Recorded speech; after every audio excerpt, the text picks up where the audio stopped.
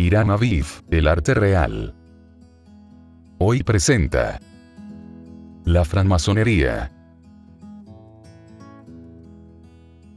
En cuanto a los orígenes de la masonería, se ha afirmado que proceden de Egipto, del Templo de Salomón y de algunos ministerios antiguos.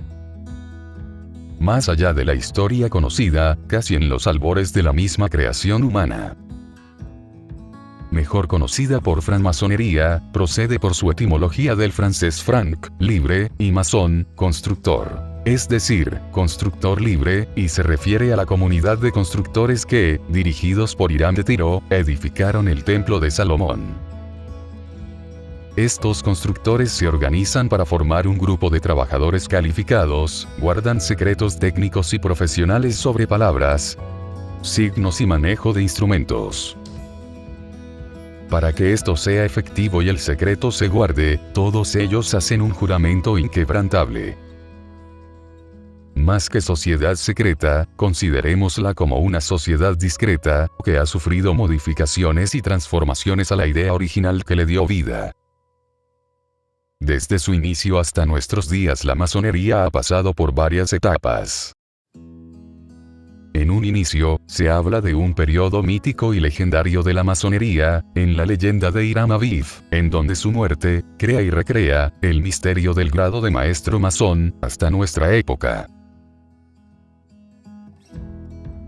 Enseguida viene el periodo llamado masonería antigua, u operativa, que no es sino la continuación y transformación, de las agrupaciones gremiales del medievo y del Renacimiento. Después viene la auténtica masonería, considerada en el moderno significado de la palabra, llamada masonería moderna, o masonería especulativa, que surgió a principios del siglo XVIII, con carácter de sociedad de iniciados. En el año de 1717, nace la masonería propiamente dicha, por obra de los pastores protestantes ingleses, James Anderson y J. T. de Sguliers, continuadores del movimiento espiritual, inspirado por Comenio, autor del libro, Introducción al Saber Universal. En 1723, Anderson publica las constituciones de los francmasones, y con esto logra dar a la francmasonería una mejor estructura y una organización más definida. Desde entonces, la francmasonería recogió las influencias de las corrientes intelectuales del enciclopedismo del siglo XVIII, y del racionalismo y liberalismo del siglo XIX. La francmasonería se difundió muy rápidamente por Europa. En 1721, se constituyó la primer logia en Francia. En 1717, en Rusia la francmasonería es establecida por Pedro I. En 1723, se establece en España. Y finalmente en 1734 en La Haya. Al extenderse la francmasonería por Europa, se perdió parte de su base filantrópica y humanitaria.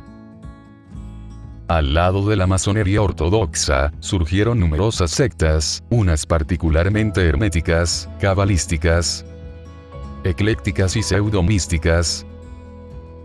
También se crearon otras netamente políticas. E incluso la masonería regular, conforme pasaban los años, se fue dividiendo en numerosas ramas y ritos. La ruptura definitiva la dio el Gran Oriente de Francia en 1877, al borrar de sus estatutos la creencia en el Ser Supremo, al que dan el nombre de Gran Arquitecto del Universo. Como resultado de esta actitud, la Gran Logia de Inglaterra se promulga en contra del Gran Oriente francés. La posición adoptada por la masonería francesa era congruente con la actitud anticlerical, laicista e irracionalista que sus miembros propugnaban. El paso francés fue secundado por muchos orientes y logias, tanto europeos como hispanoamericanos, que rechazaron enfáticamente, como primera condición para ser miembros de la masonería, la creencia en el Ser Supremo. De esta manera, mientras que la masonería anglosajona sigue con el espíritu estático y religioso inicial, la francesa se convierte en paladín de las nuevas tendencias liberales. Francmasón y liberal serán términos coincidentes en algunos países europeos. Se dice que las logias han influido directamente en la política mundial durante el siglo XIX. Si bien esto no se ha podido comprobar, se le atribuye en casi la totalidad de las revoluciones burguesas de este siglo. En 1804, Francia con la Gran Logia General, se convierte con Napoleón, en el primer centro impulsor de la masonería en Europa, siendo designado Gran Maestre José Bonaparte. Se ha visto que la francmasonería se ha vinculado siempre con la realeza, en países como Inglaterra y los países nórdicos.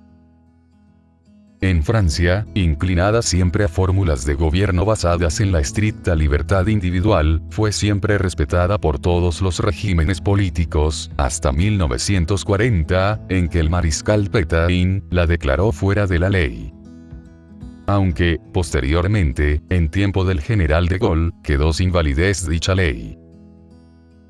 En el siglo XX se han efectuado varios intentos de unificación. Si bien no ha tenido el éxito de unificación total de todas las ramas de la masonería, sí se han podido fusionar algunas de ellas como Francia, Alemania, Bélgica, Holanda y Luxemburgo. Según los acuerdos de sus respectivos grandes maestres aceptados en las reuniones de Estrasburgo y Bruselas de 1961, han llegado a una fusión total, sustentada en la libertad de conciencia y tolerancia mutua, acuerdos, a los que posteriormente se adhirió Italia. En la actualidad, las logias masónicas más florecientes, están en los Estados Unidos de América.